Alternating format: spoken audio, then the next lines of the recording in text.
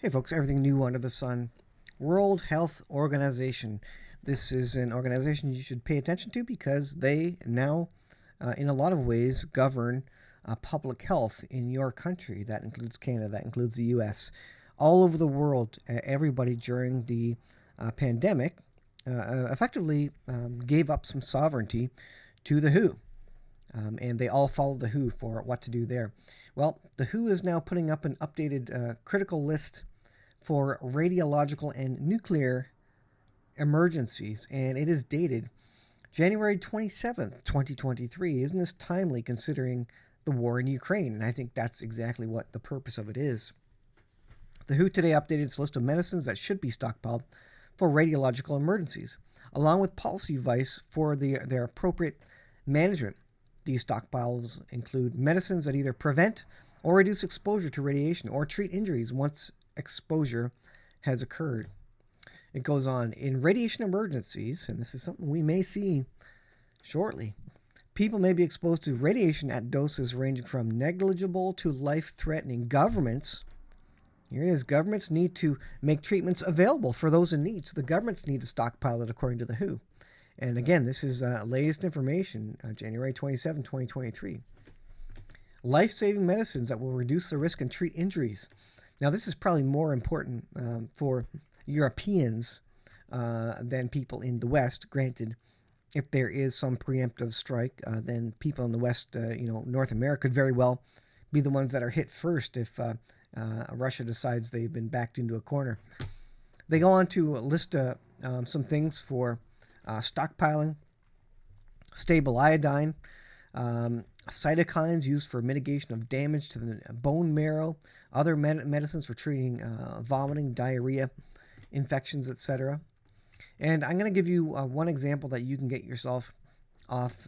In this case, the example is Amazon. And this is Iostat, potassium iodide tablets. Now, again, you can buy these off the shelf. $1.90. The prices are going to go up. You can also go to Canadian Preppers online store, I guess, and get some of the stuff that they have.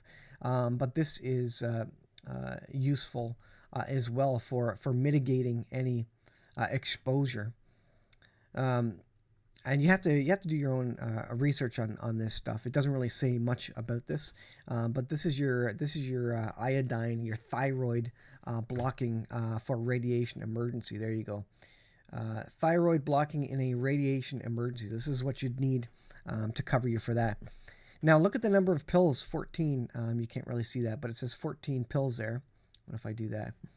14 tablets per package. Now, I should have researched it before I made the video, but I think you need to take, one person is going to take, 3, 4, 5, 8, 10 of these over a period of time to protect them from radiation. So you need quite a number of pills, actually, if you've got a household of 5 or 6 or 7 people that you need to protect in this case. But the important thing about this potassium iodide and the tablets here is that you need to get on them right away. As soon as there's a radiation emergency, as soon as you're aware of it, you need to get on it right away so it starts blocking that immediately and preventing the radiation from getting into your cells. So again, I'm not the expert here, but I'm just showing you something that you could get if you would like to. And you know what? The WHO is recommending it, so I will agree with the WHO and suggest that maybe you need to be ready for a nuclear emergency. Do we have any potential nuclear emergencies on the horizon? If you look at my timeline of the return of the Lord, we could very well be close to that. And I think indeed it will take a nuclear emergency for the Antichrist to be accepted, to be voted in, to be for the citizens of the world to give up their sovereignty to this one world leader who is going to rule the world with a mark of the beast system. It's going to take a nuclear war, likely, and famine and massive devastation to convince all the countries of the world to go that route. And that's where I think we need to go, and that's going to happen very quickly. So if you look at Bible prophecy, a nuclear war is something that really could very well be described in several places in the Bible. And I have several videos on my YouTube channel. Of course, I'm on Rumble now because I've I'm in YouTube jail, but several videos on my YouTube channel about nuclear weapons used and described in Bible prophecy, in the Bible, several different locations that could very well point to the use of that. So thanks for watching, folks. Be prepared. This is just one more thing to get prepared and be ready for it.